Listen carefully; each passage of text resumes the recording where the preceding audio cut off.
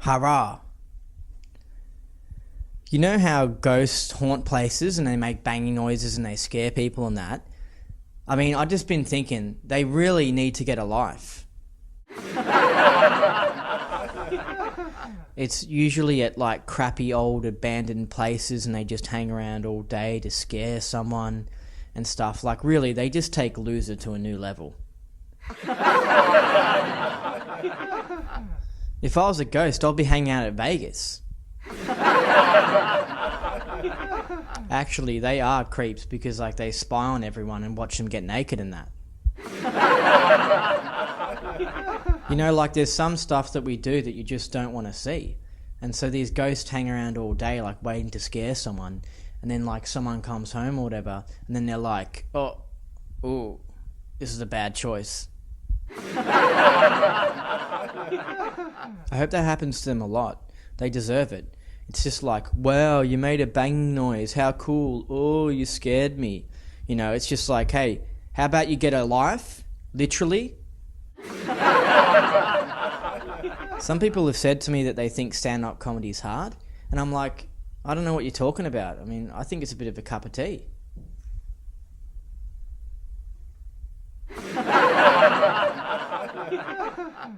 My car's good, but it just uses up heaps of fuel, and I'm a little bit concerned because like I don't get it. I mean, I think it's doing something sexually to the fuel. Seriously, something weird is going on. But at least I don't crap in my own backyard. Like, I mean, I never really liked dogs, but they actually shit in their own backyard. They would also actually eat themselves to death. Like one day I want to do an experiment where I just give a dog as much food as possible and I just watch it and see if it actually does eat itself to death. Oh yeah, you want to eat that, don't you? Oh, but you're full? Oh no, you might vomit. Oh yeah, and you might eat the vomit as well. Yeah. Oh, just keep on eating the food and vomiting, yeah. There are some real sickos out there. Like, there are some people that actually have sex with dead bodies. Like, it's that crazy. And so I was just thinking, imagine if you're a priest and someone comes to you with a confession and they tell you that they've done that. And you'd be like, okay, so that would be 5 hail. Oh, you did what?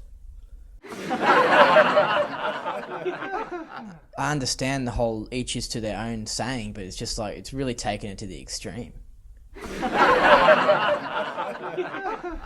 The things that some guys do in order to get a girl, I mean, it's just amazing. Like one time I ran errands in the freezing cold snow, naked, in order to get a girl. There's a reason why I was naked, but it's a long story. I was in a hurry. I've ridden a motorcycle from Ho Chi Minh City to the north of Vietnam, naked, in order to impress a girl. Yeah, I don't know why I was naked that time, but it just happened, alright? I got a mate who did something once at a girl's house that was just so wrong. Like, it involved, I'm not going to tell you what it involved, but, you know, it involved him, like a toilet, and carrying something because he didn't want to get embarrassed. And it was just so wrong that it just left you thinking, you know, what did this guy's parents do to him? Well, there's something I'm about to do to you, and that's my cost saver tips. Money, money, money, money.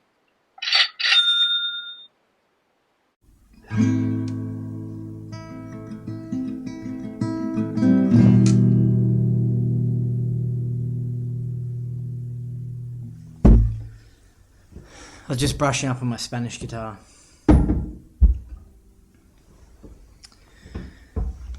Okay, Tip number 86. Keep the plastic knives, forks, spoons that takeaway restaurants give out. You can use them at home. Saves on purchasing cutlery. Tip number 85. Each night of the week, arrange to eat at relatives' or friends' houses. Clever way, you get free dinner every night. Tip number 84. Be the first person to shout drinks and make sure it's very obvious that you did that. Then scab drinks from your mates for the rest of the night. Remember, you still owe me one. Yeah? Okay. Tip number 83. Refill bottles with water and pretend that you are actually drinking the drink on the label. You might have to use food dye to make the water look like what's on the label. Don't let people have a sip. They might work out that it's just water. Tip number 82. When pouring orange juice into a cup, only fill up the cup half the way, then fill the rest with water. The bottle of orange juice will last longer that way. Tip number 81. Mix soda with cordial to make your own soft drinks. And that's 5 cost-saving tips. Money, money, money, money. We have to go to an ad break, but make sure you stay watching.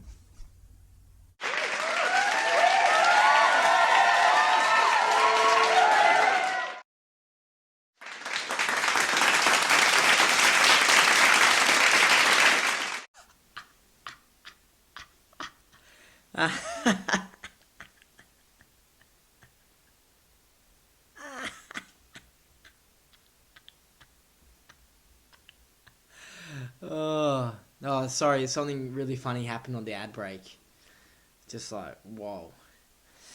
Okay, now it's Grandpa Jokes time.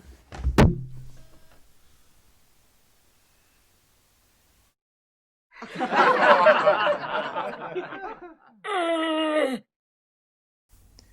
just want to say thank you to all those people who have been sending jokes in. A lot of them are pretty good. And to those people who have been sending in prank emails, it was funny at the start, but I think you're just taking it too far. I understand that you might think that gay porn is funny, but you can just stop sending them in, thank you. Alright, here's the first joke. It's from my grandpa. On a London Underground train to St John's to watch the cricket at Lord's, an Australian was berating the Englishman sitting across from him in the compartment. You English are too stuffy. You set yourselves apart too much. You think your stiff upper lip puts you above the rest of us. Look at me. I'm me. I have Italian blood, Greek blood, a little Irish blood, and some Aborigine blood. What do you say to that? And the Englishman replied, Awfully sporting of your mother, old chap.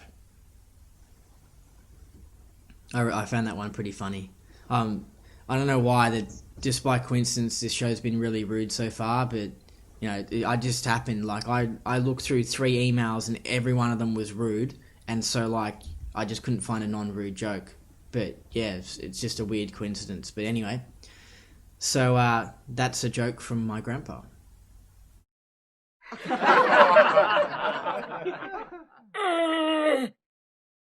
Remember to send in your grandpa jokes to the KiNK111 at Gmail. Sorry, I've got to take this. Hey. Yeah, you said you put the payment through on Friday. Oh, so you didn't put it through, you just lied to me. Well, what's this release the payment thing? You just, when you transfer money on the internet, you just press send. You type in the person's bank account details and you press send. Not this whole fancy thing about, all this fancy thing of, I'll release the payment. What's the deal with that? Like what are you, some sort of like fancy business? And I'll wait till Monday and I'll release the payment. Like who do you think you are?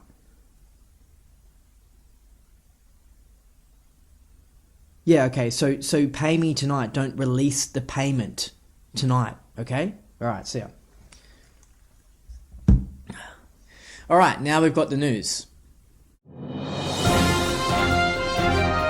melting man's house is robbed. What's going on in the city? What's going on in the world? Otherwise they'll rank you down to the ground.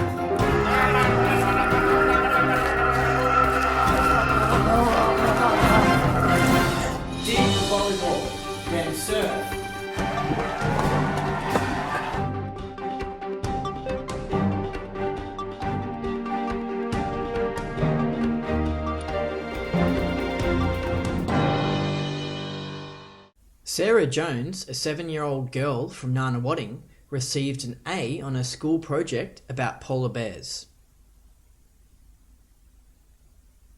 Apparently it was a hard assignment and most of the students received D's on it. Our reporter Susie asked the teacher why she didn't clearly... Fuck.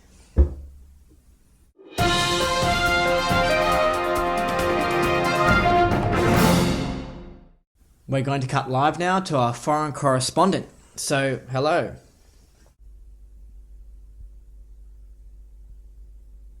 Hi. Can you hear me? Oh, sorry.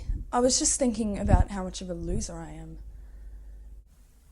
Okay. So where are you now? I'm in Tibet.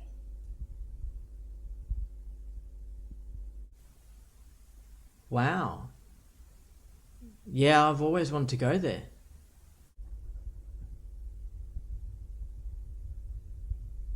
Oh, sorry. Now I'm thinking of how much of a loser I am. Yeah, sorry about that. I'm not even interested in the world news now. Is there anything that happens that's interesting in the world anyway? Yes, very interesting stuff happened, but what I'm going to report won't be. Well, why don't you report on the cool stuff? You know, I've never really thought about that. Are you there? Sorry, I was just thinking about how much of a loser I am. Wow, this is really emo-like. Anyway, thanks for that report. Thanks, Master Buddha.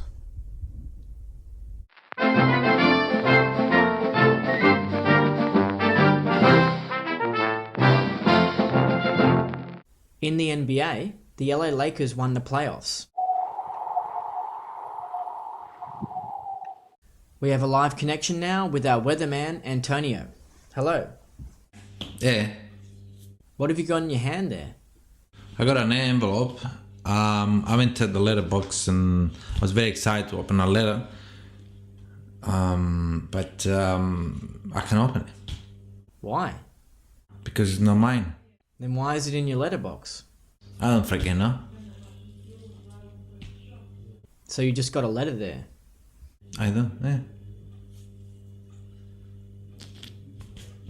Who's it addressed to? Christian Portelli.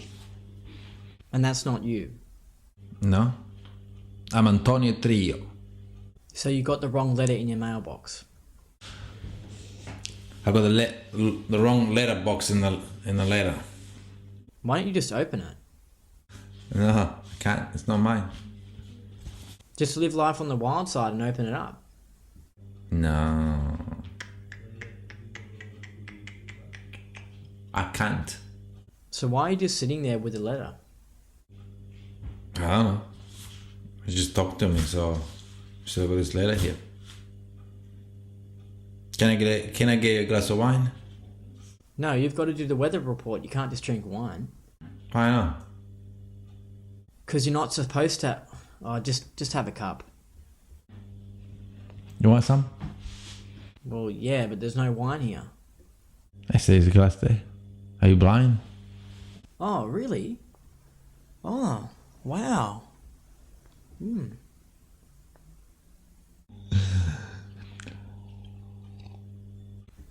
made wine appear. How did you do that?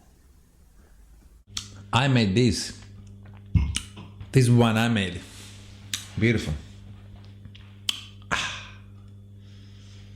Okay, well, where's Mario? Mario is, I don't know. He must be in the office. Maybe it's fishing. Maybe skiing. Maybe the letter was for Mario. Maybe, but it's a different name. Yeah, they made a mistake, maybe. Maybe. Who knows? Yeah, well, let's get the weather in Melbourne. Yeah, with well, it's Who knows the weather in Melbourne? It's got 4 seasons one day, so why do you ask me? Are you alright? Like, are you okay? Because I think the letter's affecting the way you're reporting. Well, yeah, I got a bit of attention stuck to this letter, but I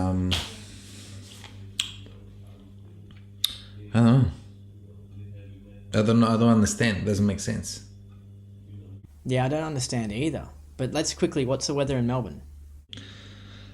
So the weather is nice and sunny, and Alright, look, I think because of this letter thing, you're not in a good enough condition to report on the weather. So we'll just leave it at that, okay? Alright, see ya. I think it's the wine. I don't think it's the letter. Alright, that's it for the news.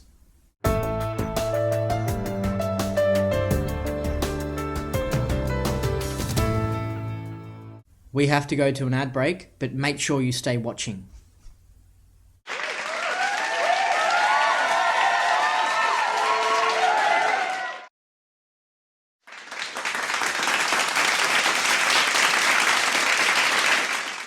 Welcome back. Oscar Wilbert is ready now with his Tales of Literature, so let's cut to him.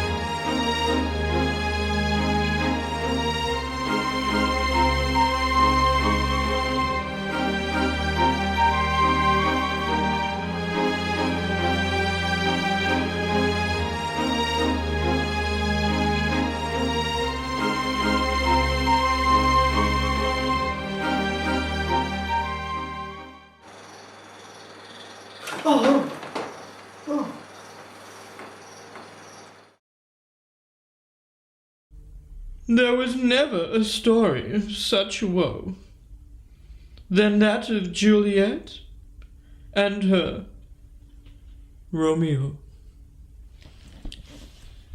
William Shakespeare.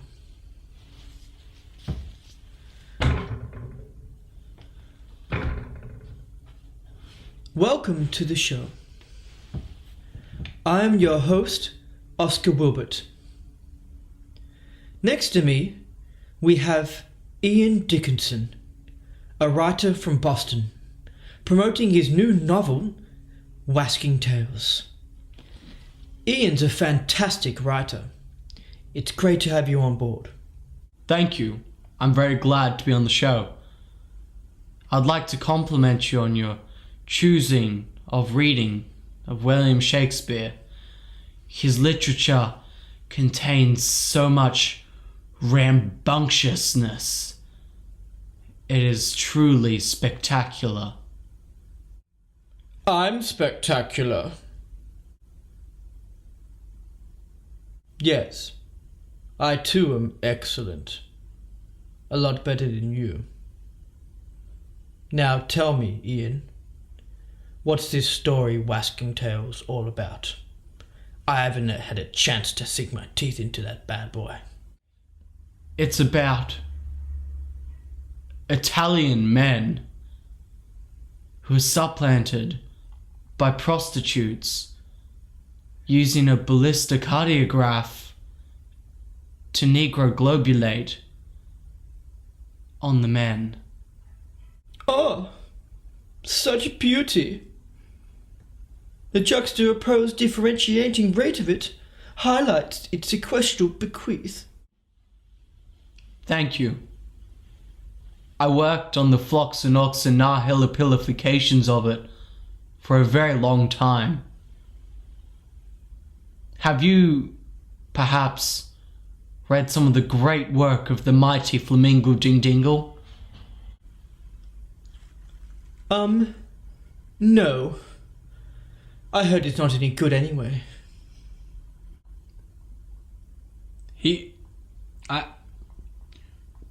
He truly is a great artist. I'm pretty sure he was a son of a dogsmith. Flamingo Ding Jingle is the single core inspiration of all my work I have ever written. It is truly imperative that you must read his work. He is absolutely spectacular in the way he formats his literature. You must read it.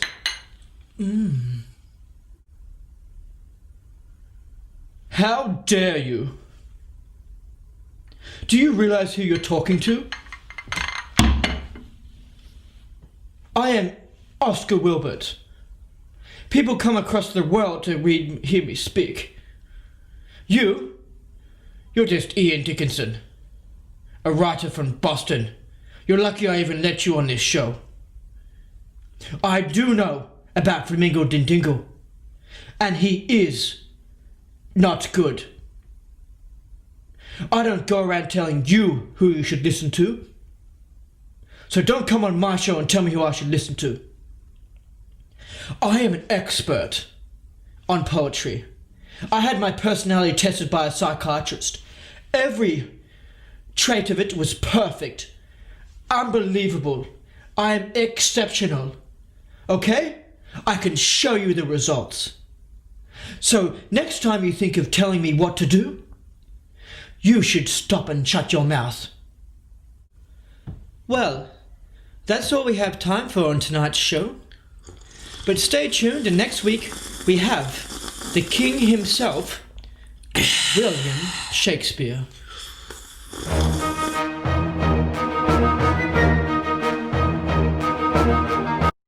Wow, how beautiful was his poetry? Yeah. Okay, I've got a new food tip for you.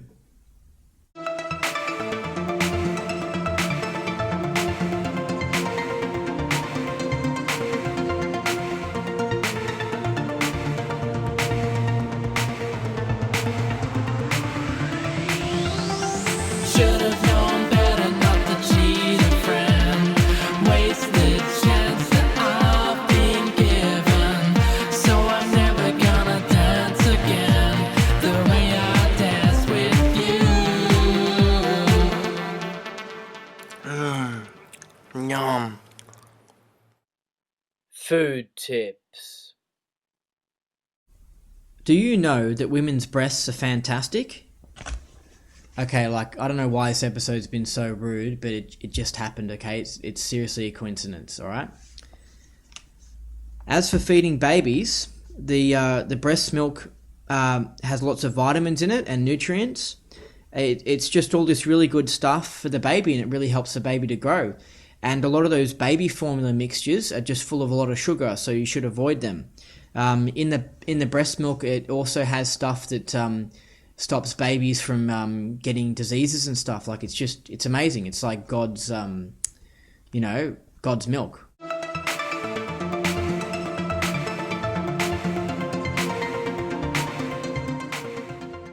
Yum. Food tips. Gosh, that was a good food tip. Now I actually have a reason for liking breasts. See what I mean? Anyway, that's it for the show. If you got any Andy's therapy letters or grandpa jokes, remember to send them into the KiNK111@gmail.com.